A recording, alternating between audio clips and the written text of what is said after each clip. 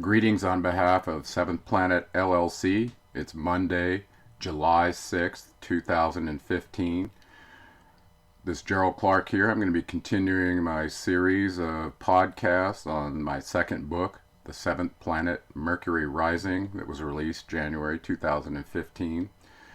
And I want to cover a couple items on the back cover of the book that led me to try to answer some of the questions that were raised by my first book. And probably the most important one was if the Anunnaki created mankind, and who created them. And this led me into a deep discussion and investigation into how I was going to answer that question for my readers. And as far as I'm concerned, this book holds the key to those answers, and that's why I'm spending the time doing this instead of just publishing the book and letting folks read it on their own. With that said, today I'm going to cover and continue Chapter 5, Emerald Tablet number 14.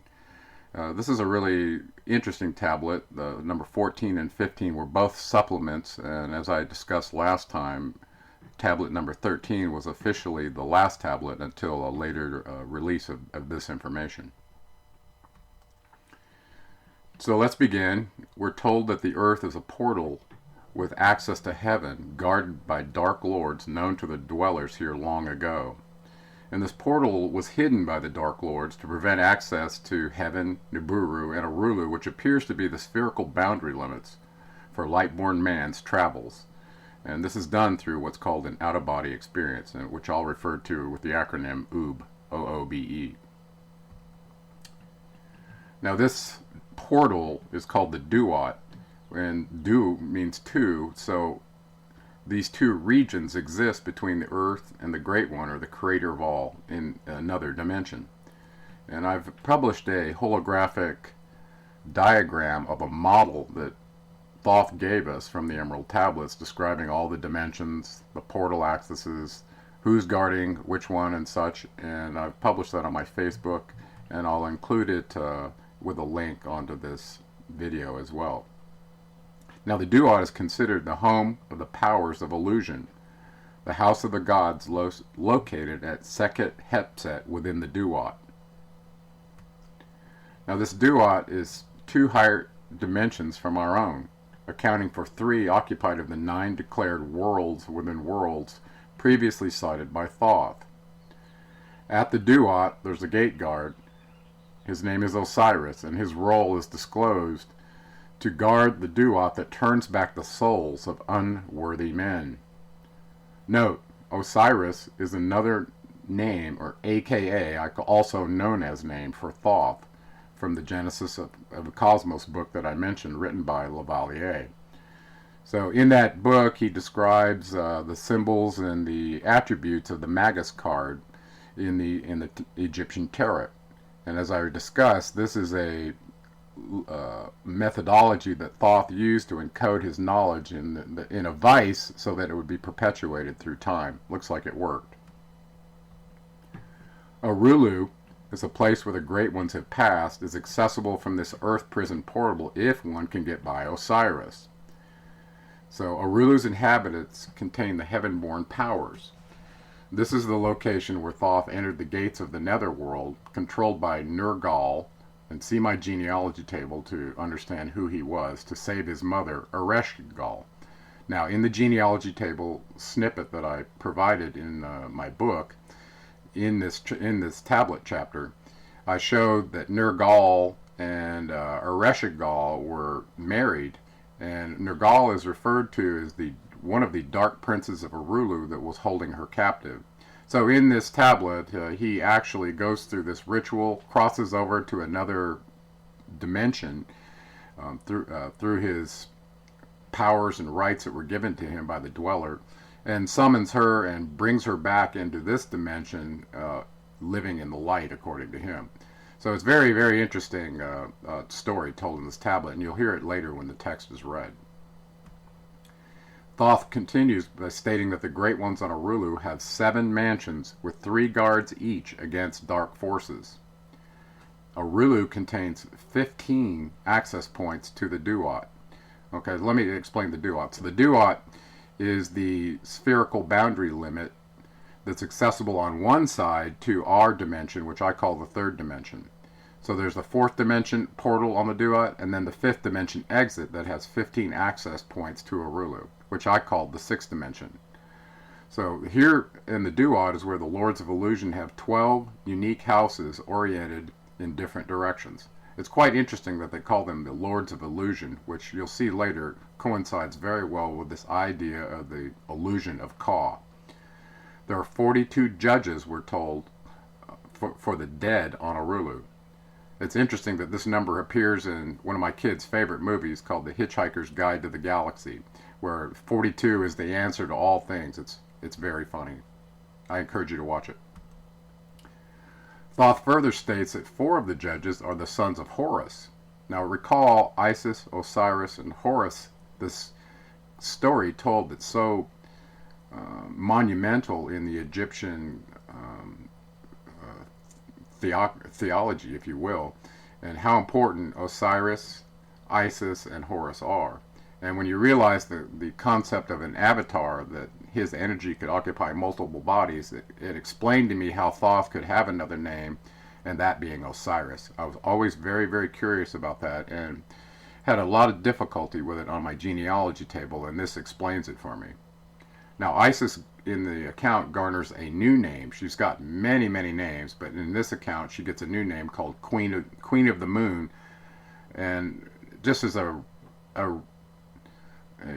summary, her other names included Ninhartsog and Ninma that was in the Atrahasis account. Human energy is differentiated into 2 different types by Thoth, the Ba and the Ka. The Ba is an eternal essence and is the hidden soul connection back to the source of all. This hidden connection is our birthright that's been occluded, that mankind has not been told about. Now the Ka is the illusion of matter that man knows as life.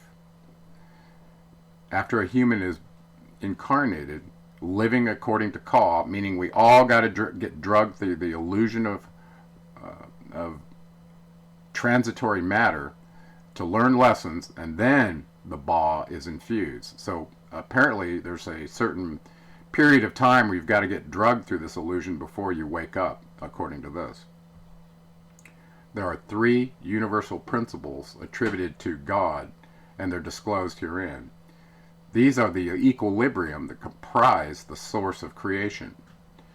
Number 1 is one God, the source of all life. Number 2, one truth, the source of all good.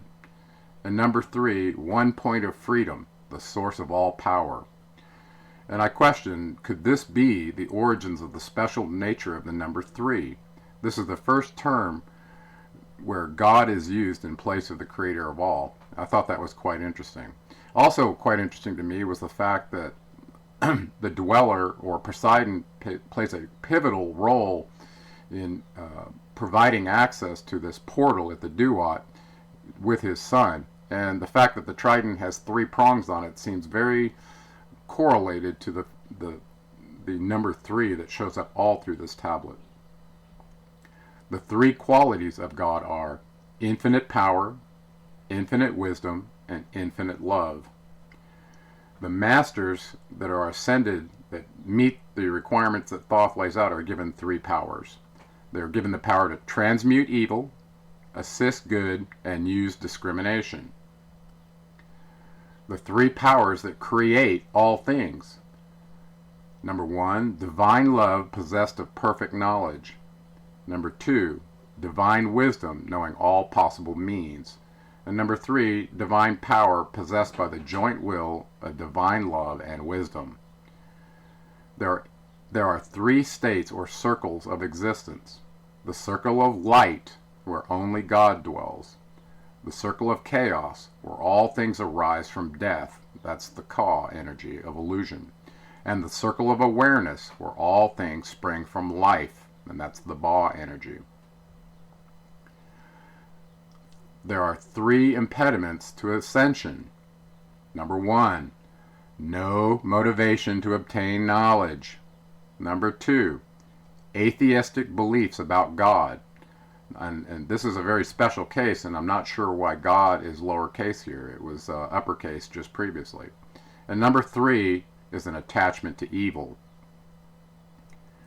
Thoth warns us that even if a light-born man makes it past Osiris guarding the Duat, more tests await us on Arulu. If found unworthy, it's better to have been consumed by fire than waste the trip to Arulu and their time evaluating your soul. So before you make this venture, make sure you're serious and you're not just doing this lightly. It's a very serious matter.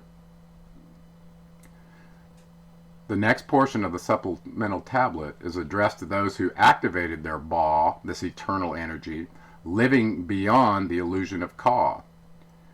The Atlantis dweller controls the Earth portal for ascending souls.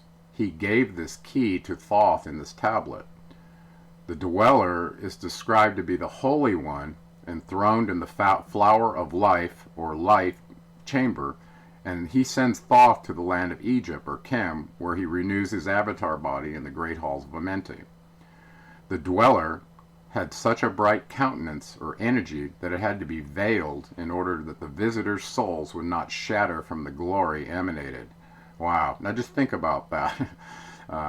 What kind of energy is emanating from this avatar that's so powerful that not even Thoth could be in his presence without it being shielded until his energy was activated completely.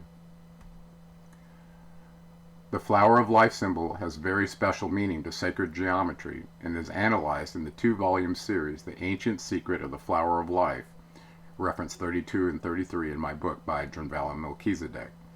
Now this symbol turns out to be fundamental to the process of renewing the life energy for those avatars that enter the Halls of Amenti. So it appears to be a crystalline structure where the other 32 avatars are seated around, permanently based in the Halls of Amenti, that also are part of the mission that Thoth has to unenslave mankind and lead them to Ascension.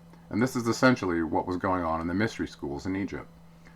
Fundamental to Drunvalo's teaching is the activation of the Ba and the Ka energy, which I now associate with the Merkaba meditation, which Drunvalo clearly enumerated in his Flower of Life books. There were 17 steps, and the 18th one was withheld for those who weren't ready for it yet. Now, notice that the Merkaba meditation contains both the energies that were mentioned as the Ka and the Ba.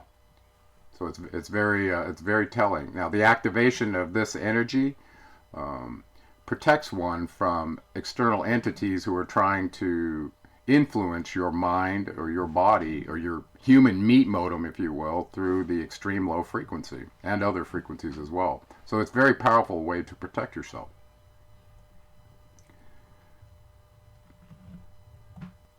Now, Drunvalo provides his understanding of the place where energy meets matter to us as detailed below. Number 1, the chakras. The energy feeds the chi in the body's meridians down to the cellular level. Number 2, prana energy close to the body arises, which is what polycontrast interference photography and resonance field imaging instrumentation that I purchased are able to depict and described in my first book. Number 3, the auric field, which is a spherical, egg-shaped energy emanating from thoughts and emotions reaching out about 2 feet. Later in the 14th tablet, a near cinematic unveiling occurs. The dweller, with his countenance dampened for Thoth's safety, morphs out of another dimension in his temple, possibly from Arulu, with fire, spirits of heaven, wonders of wonders, and clouds materializing into the world of man. The dweller's palace is described as starry, and another name ascribed to the dweller of Atlantis, that of the Holy One. This reminds me of the scene in The Immortals when Hades appears among the populace in the film, complete with clouds, smoke, and fire. A demonstration of what's termed the first cause is initiated by the dweller, causing energy to infuse into Thoth's body. This light is termed the spirit sun, the sovereign of the sun spheres. This appears to be the Ba energy that permits ascension via the earth portal to Arulu. The dweller gave Thoth the words to say to open the portal, but first he had to take a tour for his own edification. Thoth is transported via the space-time to see Arulu, learning the secrets of the cosmos. Primeval chaos is witnessed on Arulu, noting that is why guards are necessary to watch over God's creation, keeping destruction at bay. 8 of those ascended were permitted on Arulu and were encountered in a splendor of light by Thoth. After touring the God's great abode, Thoth returns to his body on Earth. Now let me just point out what he's saying is he's in an out-of-body experience, probably as an avatar on Arulu while he's having his tour. It is at this point that Thoth renounces his birthright to return to Arulu, choosing instead to remain on Earth helping mankind until the age of darkness has elapsed. Thoth then returns to the Halls of Amenti after receiving instructions from the dweller as to how the sacred knowledge is to be used, symbolized, and guarded. And a very profound statement is made about the precondition necessary to ascend, in which Thoth advises that if one has passed all the trials of the outer, to summon him with the key, your ball-light spirit that you possess. He further promises the words of power to the initiate, calling himself the Initiator. Now, for those of you that have been exposed to alchemy, you would realize that he often played that role in disguise, working with people in various circumstances to lead them to the knowledge of what's being disclosed in these emerald tablets. And the book that comes to my mind is Paulo Coelho's book, which is quite famous, called The Alchemist, where one of the scenes, the young boy is in a village where he meets an old man who looks like basically a beggar sitting in shoddy clothing on a bench. So this is one of his master of disguises that he uses to have an encounter with this boy. Thoth further issues a warning to the potential traveler to the Halls of Amenti. He tells us that if you call on him when not seeking wisdom, or having an impure heart, or being weak-willed in purpose, he may revoke portal access to you permanently. Think about that. I wanted to give you some contact information from me before I play out the tablet text for you. My website is geraldclark77.com. My primary YouTube channel is Gerald Clark. My secondary YouTube channel is also Gerald Clark. My Facebook page is Gerald Clark, and my storefront is listed here in this presentation for you. So at this point, I'm going to go ahead and play out the tablet text for you, and just know that going forward to complete the book, I'm going to use a similar format to this that will shorten the presentation somewhat, but it'll also give you more of a multimedia experience with video and probably camera and everything else as we ramp up. So I'm going to close it for now and play the tablet text for you. 14th tablet, Emerald Tablets from the 7th planet, Mercury Rising. List ye, O man, to the deep hidden wisdom, lost to the world since the time of the dwellers, lost and forgotten by men of this age. Know ye this earth is but a portal, guarded by powers unknown to man, yet the dark lords hide the entrance that leads to the heavens-born land. Know ye the way to the sphere of Arulu is guarded by barriers opened only to light-born man. Upon earth I am the holder of the keys to the gates of the sacred land. Command I, by the powers beyond me, to leave the keys to the world of man. Before I depart, I give ye the secrets of how ye may rise from the bondage of darkness. Cast off the fetters of flesh that have bound ye, rise from the darkness into the light. Know ye the soul must be cleansed of its darkness, ere ye may enter the portals of light. Thus I established among ye the mysteries, so that the secrets may always be found. Aye, though man may fall into darkness, always the light will shine as a guide. Hidden in darkness, veiled in symbols, always the way to the portal will be found. Man in the future will deny the mysteries, but always the way the seeker will find. Now I command ye to maintain my secrets, giving only to those ye have tested, so that the pure may not be corrupted, so the power of truth may prevail. List ye now to the unveiling of mystery, list to the symbols of mystery I give. Make of it a religion, for only thus will its essence remain. Regions there are, two between, this life and the great one, traveled by the souls who depart from this earth. Duat, the home of the powers of illusion. Sekep Hestep, the house of the gods. Osiris, the symbol of the guard of the portal, who turns back the souls of unworthy men. Beyond lies the fears of the heaven-born powers. Arulu, the land where the great ones have passed. There, when my work among men has finished, will I join the great ones of my ancient home. 7 are the mansions of the house of the mighty. 3 guards the portal of each house from the darkness. 15 the ways that lead to Duat. 12 are the houses of the lords of illusion, facing 4 ways, each of them different. 40 are the great powers, judging the dead who seek for the portal. 4 are the sons of Horus. 2 are the guards of east and west of Isis, the mother who pleads for her children, queen of the moon, reflecting the sun. Ba is the essence, living forever. Ka is the shadow that man knows as life. Ba cometh not until Ka is incarnate. These are the mysteries to preserve through the ages. Keys are they of life and death. Hear ye now the mystery of mysteries. Learn of the circle, beginningless and endless, the form of He who is one and in all. Listen and hear it, and go forth and apply it. Thus will ye travel the way that I go. Mystery and mystery, clear to the light-born. The secret of all now I will reveal. I will declare a secret to the initiated, but let the door be wholly shut against the profane. 3 is the mystery come from the Great One. Hear, and light on thee will dawn. In the Primeval dwell 3 unities. Other than these none can exist. These are the equilibrium, source of creation, one God, one truth, one point of freedom. 3 come forth from the 3 of the balance, all life, all good, all power. 3 are the qualities of God in his light home, infinite power, infinite wisdom, infinite love. 3 are the powers given to the masters to transmute evil, assist good, use discrimination. 3 are the things inevitable for God to perform, manifest power, wisdom, and love.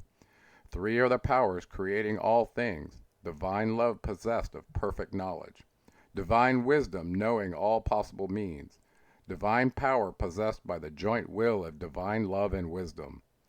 3 are the circles, states of existence, the circle of light where dwells nothing but God, and only God can traverse it, the circle of chaos where all things by nature arise from death, the circle of awareness where all things spring from life. All things animate are 3 states of existence, chaos or death, liberty and humanity, and felicity of heaven. 3 necessities control all things, beginning in the great deep, the circle of chaos, plenitude in heaven. 3 are the paths of the soul, man, liberty, light. 3 are the hindrances, lack of endeavor to obtain knowledge, non-attachment to God, attachment to evil. In man the 3 are manifest. 3 are the kings of power within. 3 are the chambers of the mysteries found yet not in the body of man.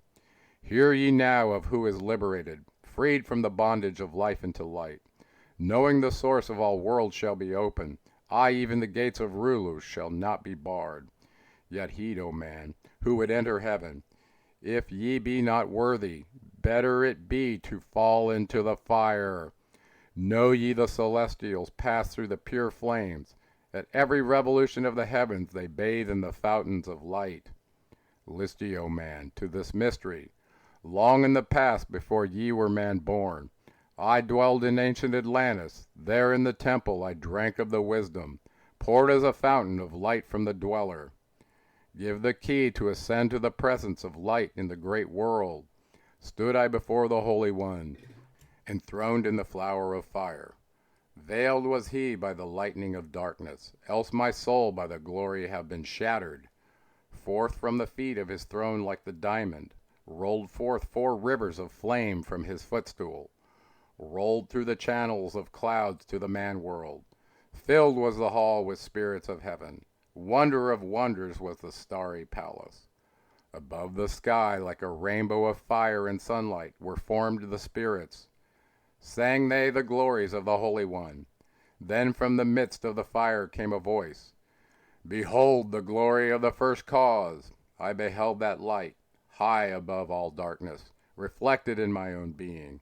I attained, as it were, to the God of all gods, the Spirit Son, the sovereign of the sun spheres. There is one, even the first, who hath no beginning, who hath no end, who hath made all things, who govern all, who is good, who is just, who illuminates, who sustains. Then from the throne there poured a great radiance, surrounding and lifting my soul by its power. Swiftly I moved through the spaces of heaven. Shown was I the mysteries of mysteries, shown the secret heart of the cosmos. Carried was I to the land of Arulu, stood before the lords in their houses. Opened they the doorway so I might glimpse the primeval chaos. Shuddered my soul to the vision of horror, shrank back my soul from the ocean of darkness. Then saw I the need for the barriers, saw the need for the lords of Arulu. Only they with their infinite balance could stand in the way of the impouring chaos. Only they could guard God's creation. Then did I pass around the circle of 8, saw all the souls who had conquered the darkness, saw the splendor of light where they dwelled. Longed I to take my place in their circle, but longed I also for the way I had chosen, when I stood in the Halls of Amenti and made my choice to the work I would do. Passed I from the halls of Arulu, down to the earth space where my body lay. Arose I from the earth where I rested, stood I before the dweller. Gave my pledge to renounce my great right until my work on earth was completed, until the age of darkness be past. List ye, O man, to the words I shall give ye. In them shall ye find the essence of life. Before I return to the halls of Amenti, taught shall ye be the secrets of secrets, how ye too may arise to the light. Preserve them and guard them, hide them in symbols, so the profane will laugh and renounce. In every land form ye the mysteries, make the way hard for the seeker to tread. Thus will the weak and the wavering be rejected, thus will the secrets be hidden and guarded, held till the time when the wheel shall be turned. Through the dark ages, waiting and watching, my spirit shall remain in the deep hidden land. When one has passed all the trials of the outer, summon ye me by the key that ye hold. Then will I, the Initiator, answer, come from the halls of the great gods in Amenti. Then will I receive the Initiate, give him the words of power. Hark ye, remember these words of warning. Bring not to me one lacking in wisdom, impure in heart or weak in his purpose, else I will withdraw from ye your power, to summon me from the place of my sleeping. Now go ye forth and summon thy brothers, so that I may impart the wisdom to light thy path when my presence is gone. Come to the chamber beneath my temple. Eat not food until 3 days are past. There will I give ye the essence of wisdom, so that with power ye may shine amongst men. There will I give unto thee the secrets, so that ye too may rise to the heavens. God-men in truth, as in essence ye be, depart now and leave me while I summon those ye know of, but as yet not know.